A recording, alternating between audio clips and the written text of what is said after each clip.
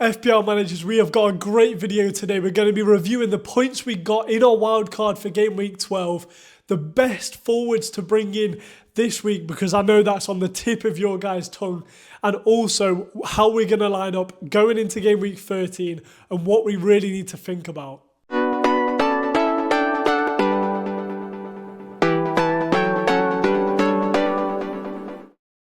So first of all, how did wildcard in game week 12 go?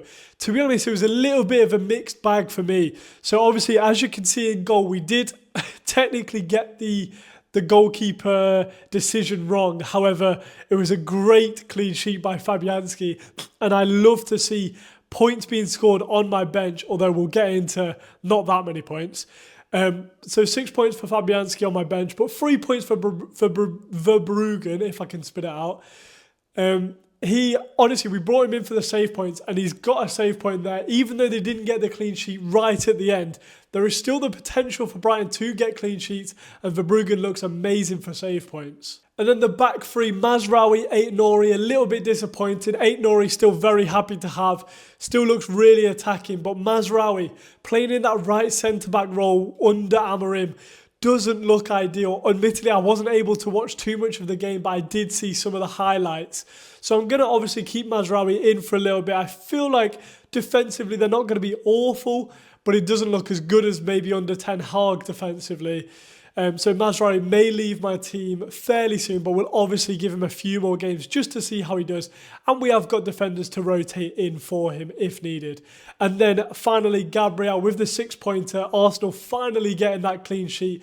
It annoyingly didn't happen when I had double Arsenal, but right now I'm very happy with that back line and having Hull and Kirkes on the bench. I think the rotation for the fixtures is going to work really nicely. And then a fairly disappointing midfield. So Bruno Fernandes we'll talk a little bit about, because under Amorim he looks fairly quiet. So he obviously played sort of that floating role, or again, I only saw the highlights, so played off the right a little bit in the first half and didn't look amazing, didn't look he was really influencing the game at all.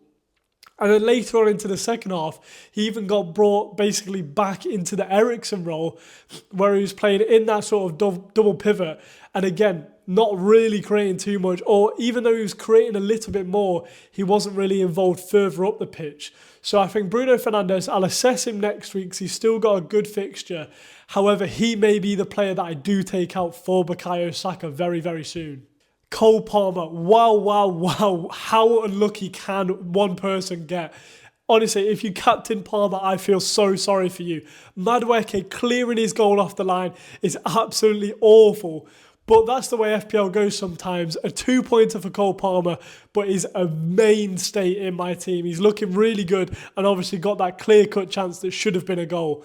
And then Rodgers, only a 2-pointer, but we don't really expect that much from Rodgers. He's in the team just to rotate when he has good fixtures, rotate out when not, and we need someone on the bench. And Buemo, only a 3-pointer, and he doesn't look amazing right now, but he is a 90-minute man, and hopefully Brentford do get a little bit better going forwards. They've got some decent fixtures, obviously not amazing for Brentford, but the next fixture is really good, so I won't be selling him just this week. And then the main man from Liverpool, Mo Salah, with 26 points as my captain this week. Absolutely tearing it up in a minute. I swear he's only got like 2 hauls less than double digits this season. Something ridiculous like that. Mo Salah is absolutely essential for your teams. If you don't have him in already, get him in, please. Yes, Liverpool's fixtures aren't amazing, but Man City don't look great at all right now. 5 games without a win. So I think Salah is still going to do very well against Man City and may well be my captain. We'll talk about that later on. The last disappointing player in the team is Alexander Isak. Only a 2-pointer for him this week. Not amazing, but still happy with him in the team. I think he played the full 90 and he played, I would say, pretty well. I did watch the end of that Newcastle game. So happy with Alexander Isak, and obviously on penalties, so not too bothered about him. But Cunha, wow, a 16-pointer, absolute mega haul from Cunha. And honestly, we'll talk about the forwards in a little bit. but his XG is nowhere near his output right now. So we are getting very, very lucky. If you do own Cunha, he's basically carrying your whole team now. And then on the bench, João Pedro with 12 points. I think a lot of you guys would say that this is a very disappointing thing. And yes, it is very disappointing. But for me personally, I love to see when I have players on my bench scoring hauls like that against good opposition. I think I was right in my decision making in playing Rodgers over João Pedro this week, just because we hadn't really seen too much of him since his injury. And also they had the worst fixture. So João Pedro, obviously disappointed not to have him in my team, but he is scoring a lot of goals. So he will be coming into my team next week, and we will talk about that now. But first, let's talk quickly about the informed forwards and maybe some of the less informed forwards. But mainly we're going to be talking about Cunha, Isak, João Pedro, and we might throw a little someone in there at the end just to compare. So we'll start with Cunha. As we said, he's looking really, really in form at the minute. Probably the best informed striker at the moment. So let's have a quick look at what his XG actually is right now, just to see how he's overperforming and if we expect it to carry on into the future. So he's currently got 3.13 XG and he's scored 7 goals. And some managers would probably argue that this means that he's overperforming his XG a lot. And it most likely then won't continue to happen because usually players end up on and around their XG. Obviously, if they have a very good season, they will outperform their XG, but not usually by this substantial of a margin. However, if you look at his fixtures coming up soon, he's got Fulham away, Bournemouth at home, Everton away, West Ham away, Ipswich at home, and Leicester away.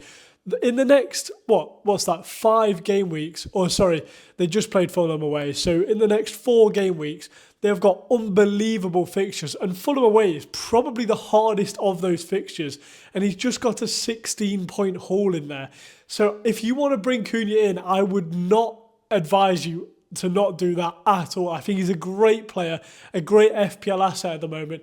He's on penalties for Wolves, so you have that security. Yes, he doesn't always get 90 minutes, but he's just looking really, really good at the moment, in form. His touch is amazing, his finish is amazing. Wolves are looking fairly good going forwards, but he is definitely looking like their best player. But let's compare him to someone else. So João Pedro next up. Yes, he's a little bit cheaper than Cunha, so about £1 million cheaper. So you do have to take that into consideration.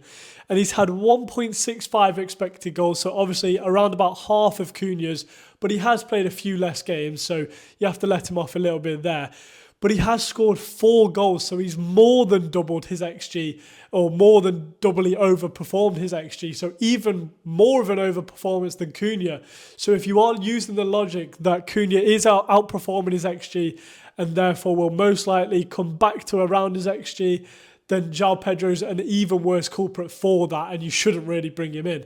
But João Pedro is scoring goals. He is in form at the moment. Brighton do look good, and he just looks like a good buy. He's very cheap. I think he would basically fit into every single person's team. So even if you did need to use him as a bit of a rotation player and just have him for his really good fixtures, I don't hate that at all because he's not taking up much squad value for you. So I would just bring him in. If you don't have him already, the fixtures are looking good and we'll look at that in a second. So in the next 4 fixtures, he has Southampton at home, Fulham away, Leicester away, Crystal Palace at home, and then West Ham away. Those are, again, very, very good fixtures, possibly the hardest of which is Fulham away. But Cunha's just gone and scored 16 points, so João Pedro definitely could do similar. But that Southampton at home fixture is absolutely amazing. So if you have been thinking about bringing in either Welbeck or João Pedro, I would definitely bring them in this week. Especially João Pedro, because there's just not much to lose when you're only playing around sort of 5.5, 5.6 million for a player. And then finally, we move on to Alexander Isak. The man informed for Sweden, but not amazingly informed for Newcastle. Obviously, he's done quite well recently, and he needed a bit of a break, let's say. But his XG is looking absolutely phenomenal. So he's got just over 5 XG in so far this season in the Premier League, and he has only scored 4 goals from that. So again, if you use the thought that players usually tend to get around their XG, then you could say that Alexander Isak is due a good haul very soon. However, you could also use that as the Alexander Isak basically is just not very in form right now and he's not scoring many goals. But in my opinion, for Sweden, he's been doing very well. And for Newcastle recently, he's doing a lot better. So if he's in form and he's getting that amount of XG, I think he's pretty much essential in our teams. I think he'll very, very soon, you'll see that he'll come good. And Newcastle do have okay fixtures. So they've got Crystal Palace away, which I expect Isak to do well in. Then Liverpool at home, which isn't an amazing game given Liverpool's current form. Brentford away, which isn't too bad. Leicester at home, which is a great fixture. And then Ipswich away, which is also a very nice fixture. So if you are looking to bring him in, I don't think this week is a bad week whatsoever. If you want to go off someone like Haaland that has Liverpool, yes, Haaland's fixtures get slightly better. But honestly, Man City look absolutely dreadful. So you can save all of that money. I think it's about sort of 7 million that you'd save there and upgrade elsewhere. Bring in the likes of Bukayo Saka, Cole Palmer if you don't have him already. Now, there is one wildcard player that I want to talk about before we end this section, and that is Nicholas Jackson, because his XG is absolutely astronomical. He's got 6.64 expected goals, and he's scored 7 of those goals. So he's outperforming his XG just a little bit, but Chelsea are just making so many chances for him. And if you do want that partnership between Cole Palmer and Jackson, I think if Chelsea are ever going to score a goal, it's going to involve one of those two. So you're pretty safe having those two. However, I didn't really want to be too reliant on Chelsea on my wildcard, so I did go for Isak from Newcastle. But it could definitely be time to start thinking about either moving off Isak, or if you are moving from Haaland down to someone, just going straight for Jackson. You save even more money than just going for Isak, and Jackson is absolutely on fire right now.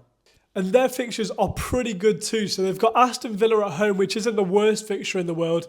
Southampton away, again, very good fixture.